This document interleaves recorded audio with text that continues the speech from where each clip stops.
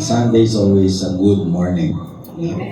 Ang araw ng pagsamba, laging araw ng pasasalamat, pagpupuri sa ating Diyos. Itong nakaraan, nagpunta kami ni Joyce sa SNR para magpa-member, no? Bumili ng card nila. Kasi ang reason ko, malaki yung discount niya sa isang gasolinahan, no?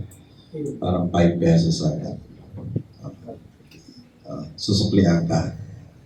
Kada litro, 5 pesos. Ibabawas. So, enjoy ko siguro 3 beses.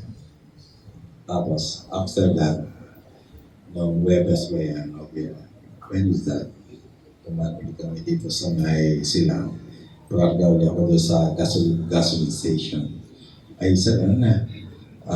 nagdagdag kami. Ngayon lang, kapaprint lang. 8 pesos ang dinagdag namin. Yan ay epekto ng gera sa Middle East. At least nakabawas pa rin ng 5 piso. Nakabawas pa rin. Pero, ito rin ang epekto. Kaya, huwag kayong magtataka kung magbabago ang mga minimum fare, no? Sa jeepney at sa lahat. No? Kasi ang sabi nila, aabot pa raw ng hanggang, kung may nananakot lang, baka daw umabot ng mga 100 pesos per liter. Sabi gano'n, sabi. Pero, wag tayong matakot kasi God is our great provider. Amen.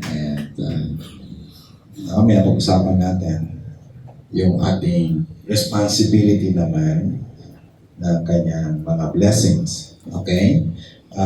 Nakaraan, duman tayo sa, di ba, yung pagsabog ng bulkano. Tapos nagkaroon ng pandemic. Ngayon, meron namang war. Pero, yun nga, ang Diyos natin hindi nagbabago. It's always the same. Tama po ba? Amen. Nagtaasan na lahat, no? Tayo na lang hindi tumataas. Pero, He's still the same. We're still here. Okay? Nandito pa rin tayo buhay. Amen po ba? Amen. Si Pastor Ferdy nagkasakit, pero nandito pa rin. God is good. Amen? Amen. Napakabuti ng ating Panginoon. Hindi siya nagbabago. Let's read John chapter 6 verses 5 to 14. Sige nga po, samahan niyo ako sa pagbasa. Nang tumingin si Jesus, nakita niya ang napakaraming taong papalapit sa kanya. Tinanong niya si Felipe, saan tayo makakabili ng pagkain para pakainin ang mga taong ito? Tinanong niya ito upang subukan si Felipe kahit alam na niya ang kanyang gagawin. Sumagot si Felipe, sa dami po nila, ang 8 buwan na sahod ng isang tao ay hindi sapat para pakainin ng kahit tigkakaunti ang bawat isa. Sinabi naman ng isa sa mga tagasunod niyang si Andres, na kapatid ni Pedro, may isang batang lalaki rito na may 5 tinapay at 2 isda. Pero kakasya ba naman ito sa dami ng tao? Sinabi ni Jesus, upuin ninyo ang mga tao, umpo naman ang mga tao dahil madamo ang lugar na iyon. Ang bilang ng mga lalaki lang ay mga 5,000 na. Kinuha ni Jesus ang tinapay at nagpasalamat sa Diyos. Pagkatapos ipinamahagi ito sa mga tao, ganun din ang ginawa niya sa isda at nabusog ang lahat. Pagkakain nila, sinabi ni Jesus sa mga tagasunod niya, tipunin ninyo ang lahat ng natira para walang masayang. Tinipon niya nila ang mga natira mula sa 5 tinapay na ipinakain sa mga tao at nakapuno sila ng 12 basket. Nang makita ng mga tao ang himalang ginawa ni Jesus, sinabi nila, siguradong ito na nga ang propetang hinihintay nating darating dito sa mundo. Pinagpala na ang pagkabasa ng kanyang salita. No? Alam niyo po, itong istorya na to is multiplication of loaves. This is the only miracle, no? Miracle story na nabanggit sa apat na ebanghelyo. Okay? Ito lang, natatangi. Yung ibang mga miracle story, minsan lang nabanggit sa John, o 2 beses nabanggit, 3 beses nabanggit. Pero this miracle story can be found in Matthew, Mark, Luke, and John. Okay? Mababasa natin to, yung pagpapakain ng maraming tao. Nang ibig sabihin, no, ito ay talagang totoo, di ba? Pag marami nagpapatotoo, mas kapani-paniwala. Amen po ba? Amen. Pinatunayan. Maraming eyewitnesses. Okay?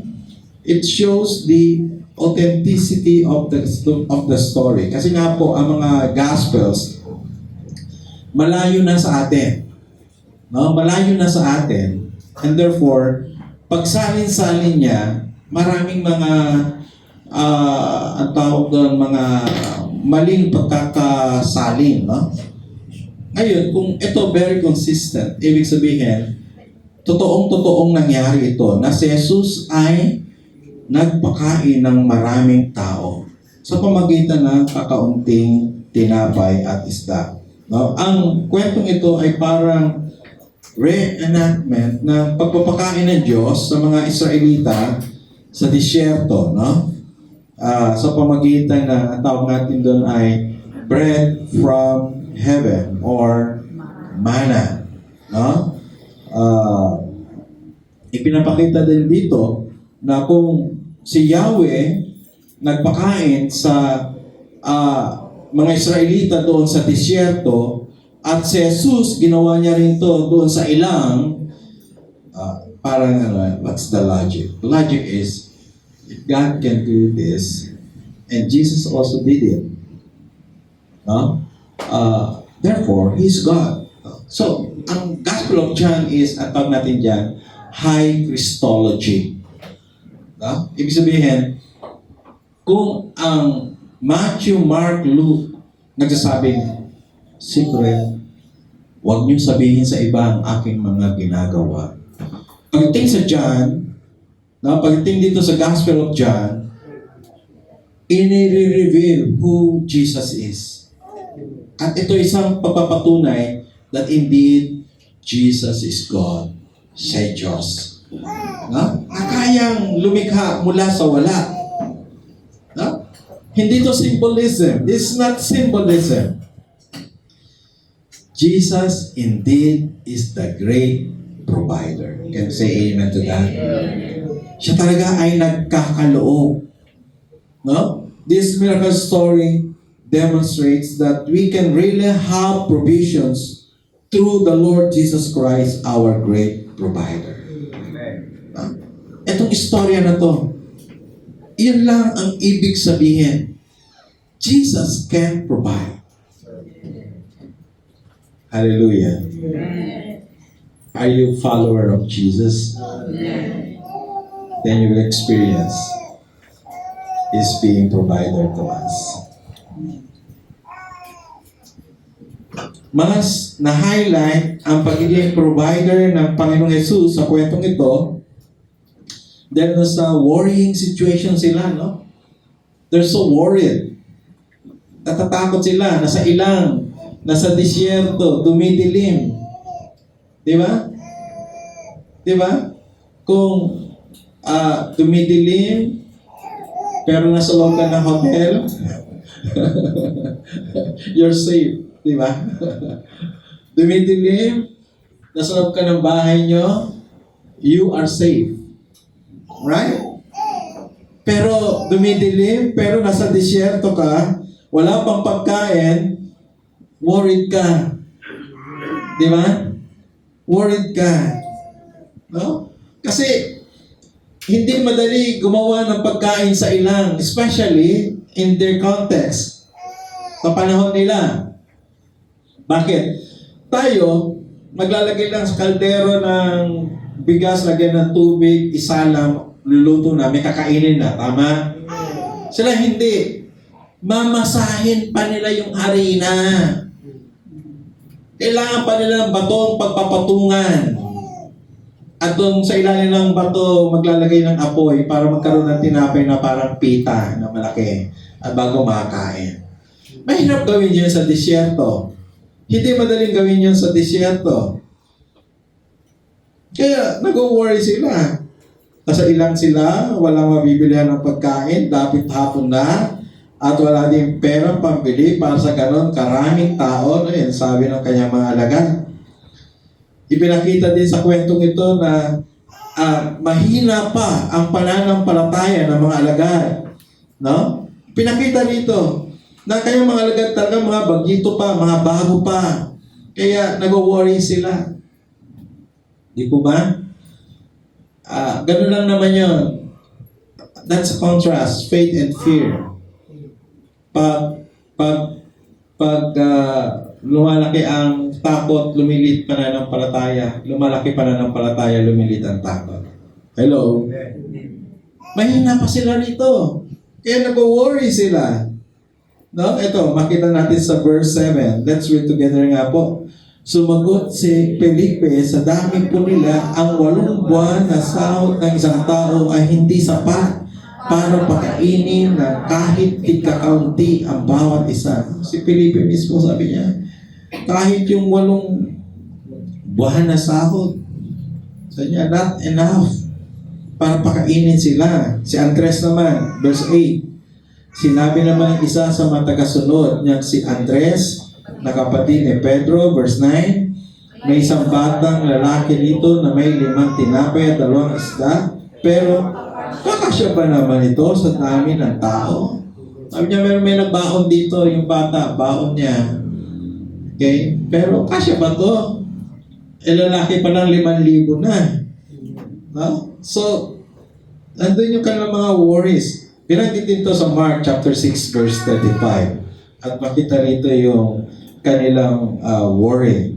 Verse 35. Nang dapit hapon na lumapit kay Jesus ang kanyang mga tagasunod niya at sinabi na sa ilang po tayo at malapit na gumabi. So pinapaalala niya kay Jesus.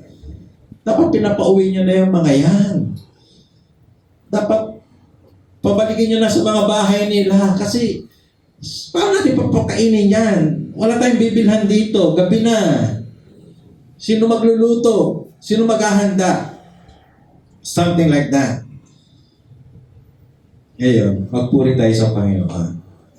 Dahil, ang Diyos laging advance sa kanyang plano. Hindi siya nahuli.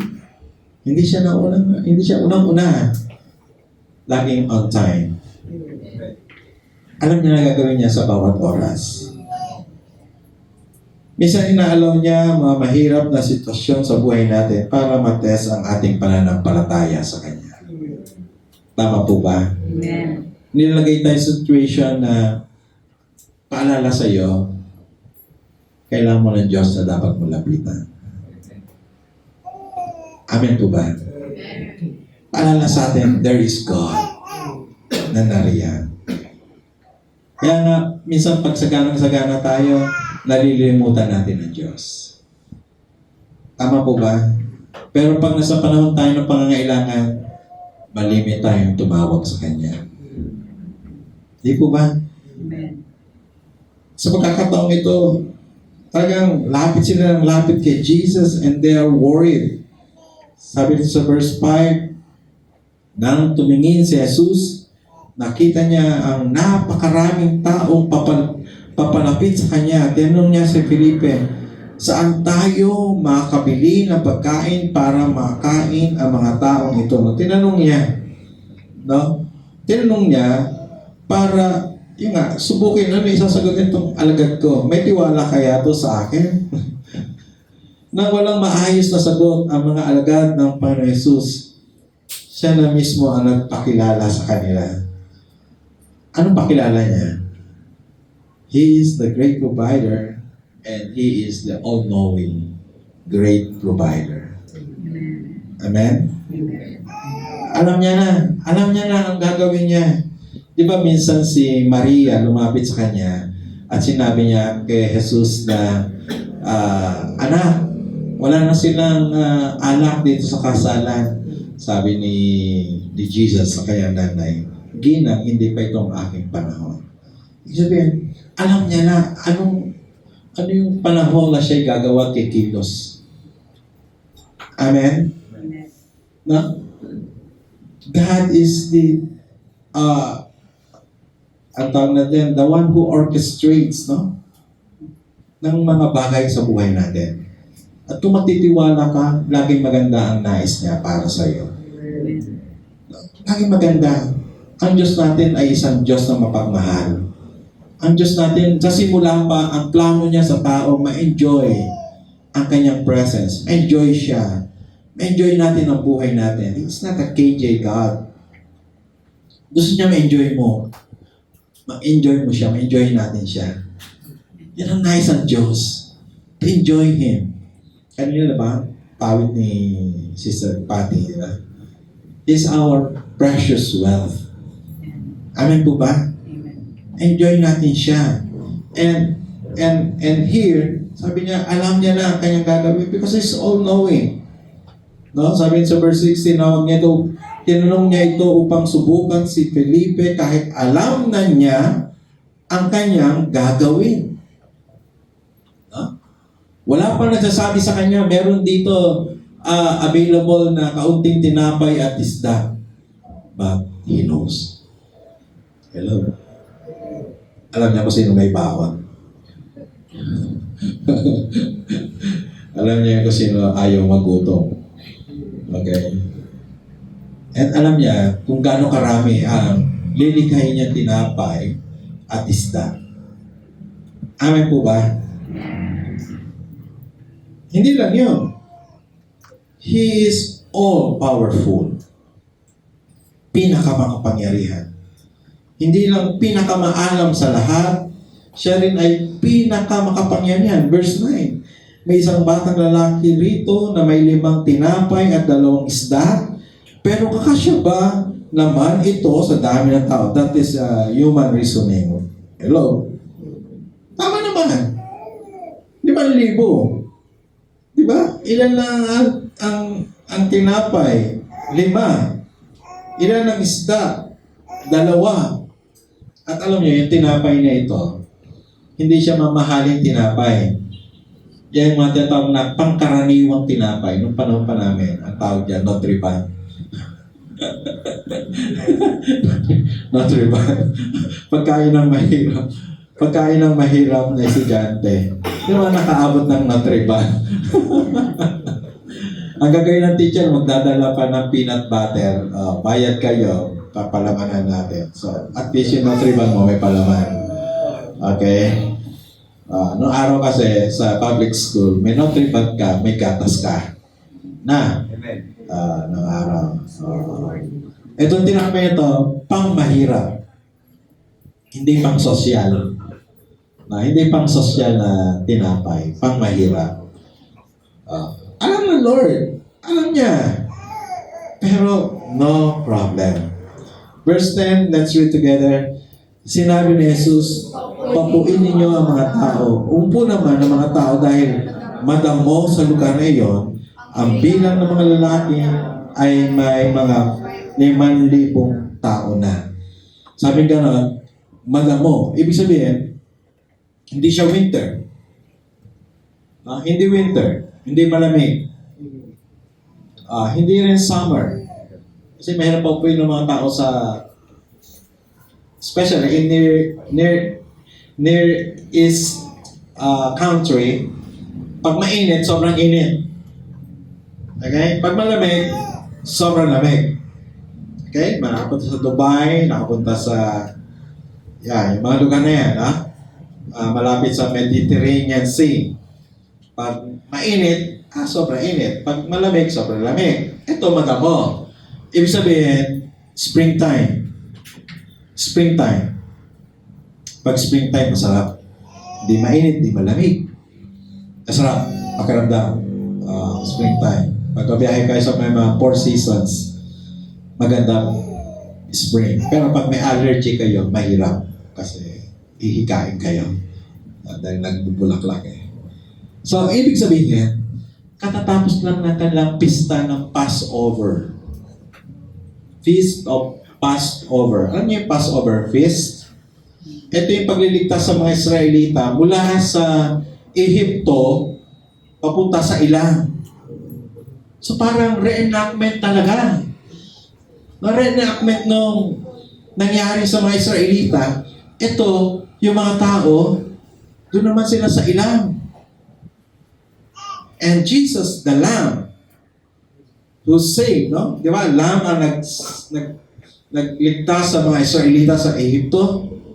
And the same, no? The Lamb, the Savior, the great provider, magsasalba sa kanila doon sa ilang.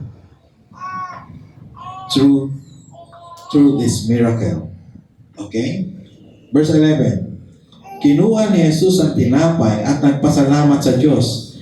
Pagkatapos ipinamahagi ito sa mga tao, gayon din ang ginawa niya sa isda. At what happened? Nabusog. All are satisfied. They found delight in the Lord Jesus Christ. Amen? Nakatagpo sila ng kasiyahan. Natagpuan nilang kasiyahan sa Panginoon. Purihin ang Diyos dahil walang sitwasyon na mahirap para sa Kanya. Sama sa amen po para nasa ilang, sige, basahin natin sabay-sabay.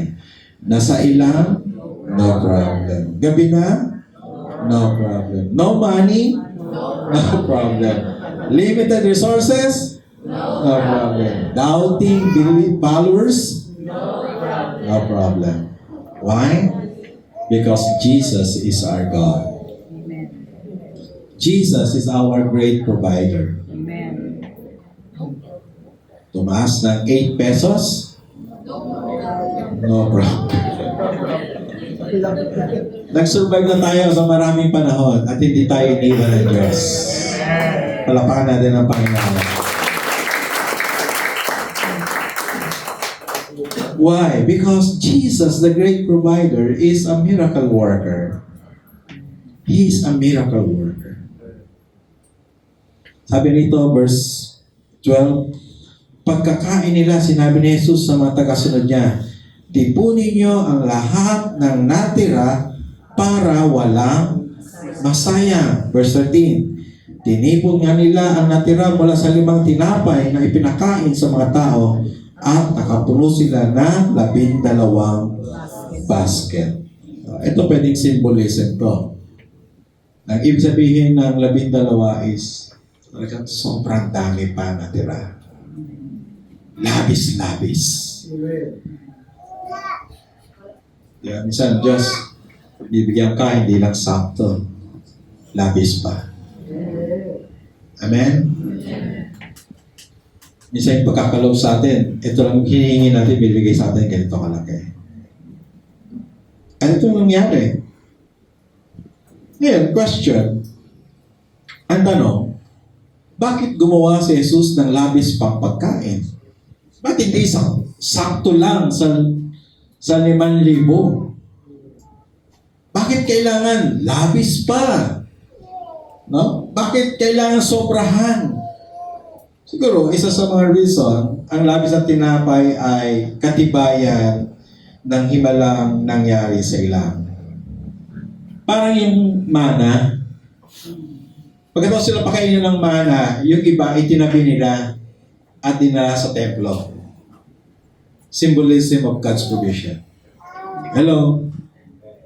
Hello? Kinip nila doon sa altar. Kinip nila yung mana sa altar. Para tuwing makita nila yung mana, yes, God is our provider. Okay? And here, ganun din. Sabi ng Lord, i-keep nyo. Keep yung labis. Di ba? Ibig sabihin sa kamakuha ng ganun pa karami, no, sa desierto, kundi ito'y galing sa Diyos. Para tuwing mag-uusap sila, siguro, bawa yung 5,000, may ano pa, may Sharon, no? May Sharon pa. At pag uwi nila sa bahay nila, nagpapasalamat pa rin sila. Lord, thank you. Thank you sa provision. Tama po ba? Hindi natapos sa disyerto yung kanilang pasasalamat sa Diyos. Pag uwi ng bahay, they're still thanking God. Pero, isa pang reason, gusto niya maging good steward din yung kanyang mga alagad. Yes, Jesus is our great provider, but He also wants us to be good stewards of the blessings. Isang last na amen po doon. Hindi naman araw-araw maghihimala siya. Kaya nga, hindi naman laging may kwento ng pagpapakain si Jesus eh. Gusto niya rin maging responsable tayo. Hindi naman niya gusto na nakatunganga lang tayo sa bahay tapos may babagsak sa bubong natin na chicken joy. Hello? Hello? Ha? Sisipol-sipol ka lang doon tapos biglang, di ba?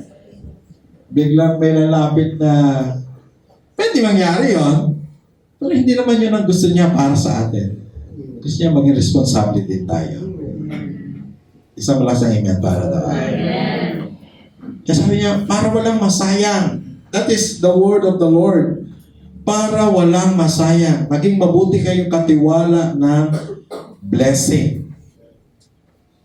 Kaya yung kasabihang Pilipino na ubos biyaya, pagkatapos ay bukas na katunganga, hindi niya kalooban.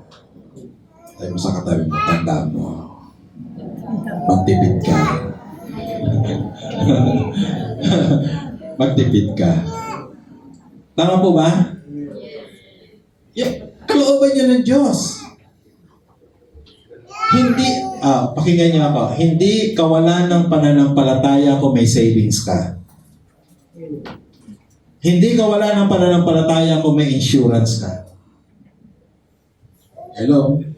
Hindi kawalan ng pananampalataya kung may investment ka.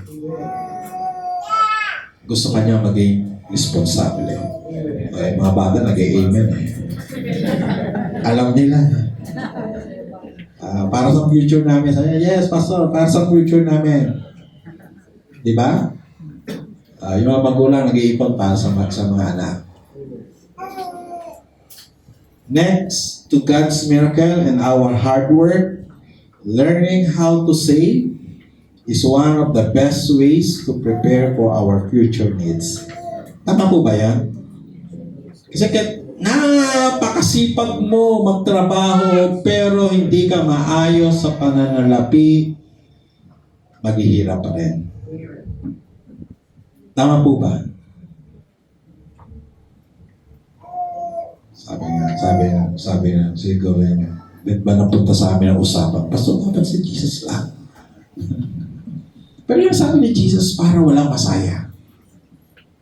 Tama po ba? Huwag sayangin ang kanyang pagpapala. Gamitin ng maayos ang kanyang pagpapala. Saving is not sign of weaker faith, no? But of good stewardship, as Jesus taught His disciples. Verse 12, let's read together. Pagkakain lang, sinabi ni Jesus sa mga tagasunod niya, tipunin ninyo ang lahat ng natira para walang masayang. Pero pagtatas na sugar mo, huwag mo na ubusin yung kanin lamig. Mas malaki gastos. Yung mga tatay kayo lumalaki dyan, taga-ubos ng pagkain sa bahay. Okay? Ano na lang, isang hag or i-rep or ano yung ginagawa ng mga nanay? Binibilad? Tapos ginagawa parang popcorn. Pop rice. Pop rice, yan. Ginagawa pop rice.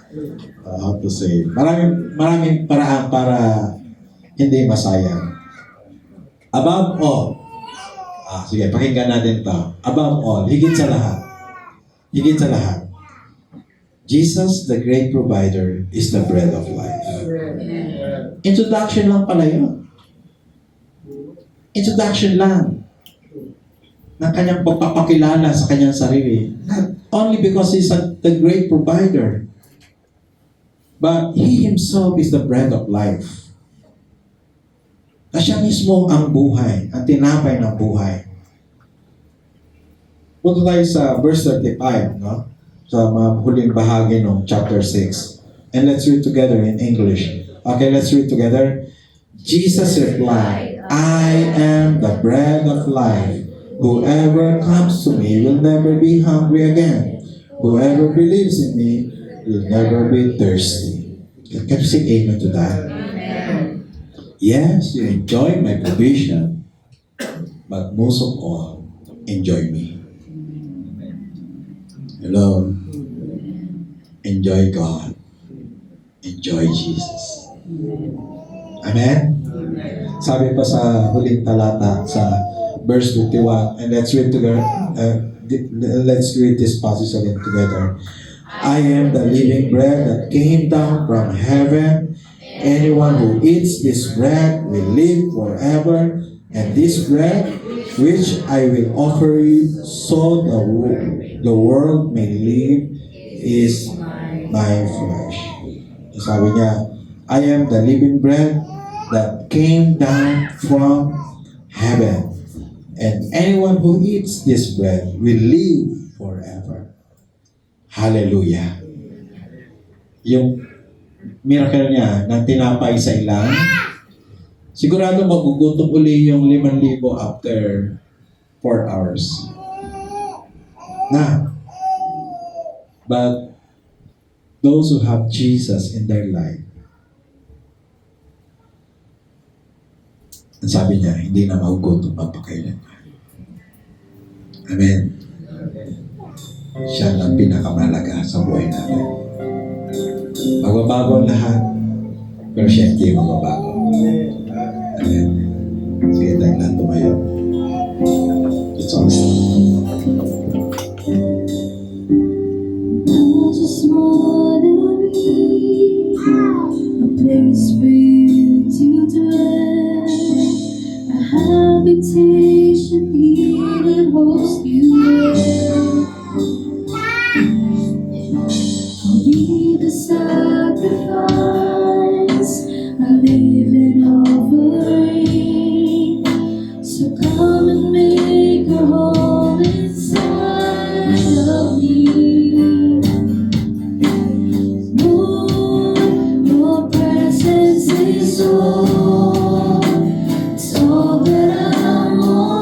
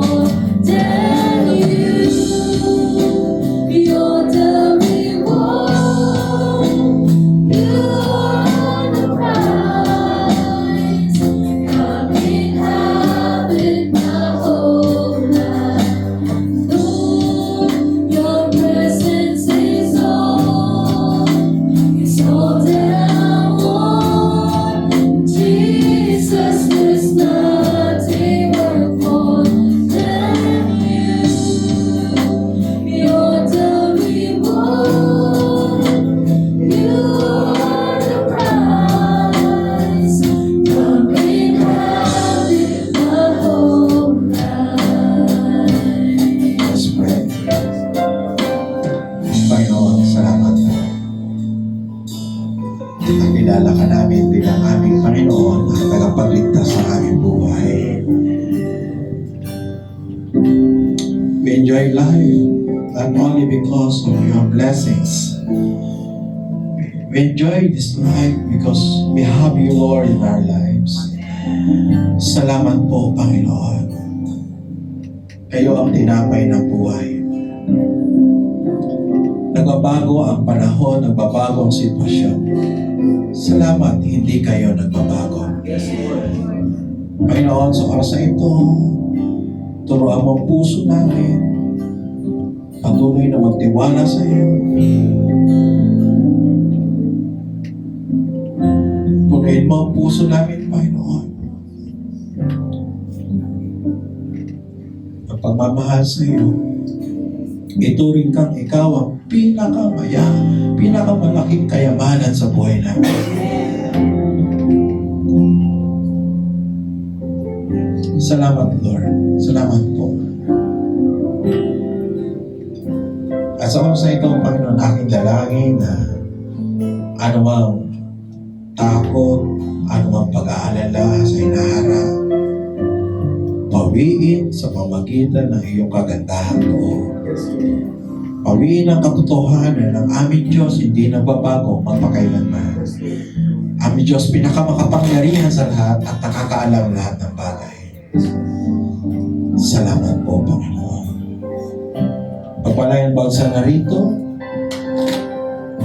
mga tahimik na panalangin aming idinudulog sa iyo. Pagpalayan ang mga kapatid namin sa ibang bansa. Lord, praying for your protection sa mga anak mo ito. At nawa ang aming panalangin matapos na ang kaguluhan doon. And Lord, patunayan po ang iyong pagiging great provider sa bawat pamilya na rin ito, Panginoon. Sustain us, Lord. Salamat po. Gawad mo yung mayamang bendisyon at pagkapala sa amin. Tanggapin namin pagkapala mula sa banal na Espiritu na nansam na bibigay ng kalakasan at kalusugan at kasiglahan sa aming pananampalataya.